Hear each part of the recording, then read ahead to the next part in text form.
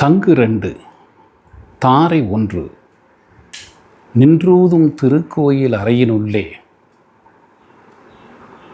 வடிவாக ஒரு பாதம் தாளவிட்டே மறுபாதம் தூக்கி நின்ற நிலையைக் கண்டோர் கடிதாக உடல் வருத்தி தவமே செய்து கண்மூடி கலங்குவார். சித்தர்களுடைய வாக்கு. சங்கு 2 தாரை 1. இந்த சங்கு 2 வழியாக சுவாசம் வாங்கலாம், தாரையின் வழியாகவும் சுவாசத்தை உள்ளெடுக்கலாம்.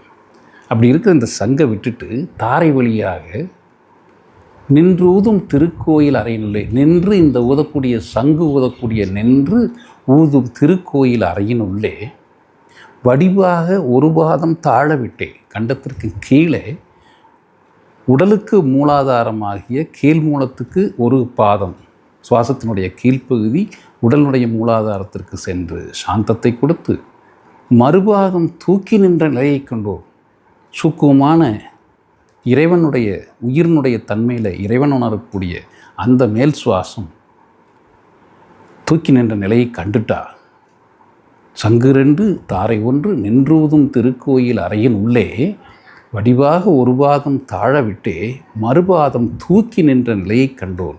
தோளத்து மூலத்துக்கும் சூக்குமத்து மூலத்துக்கும் இந்த கீழும் மேலும் ஒரு சுவாசத்தில் அதை கண்டுட்டா கடிதாக உடல் வருத்தி தவமேற்றி கண்மூடி கலங்க வேண்டிய அவசியம் இருக்காதுன்னு பெரியோர்கள் சொல்கிறார்.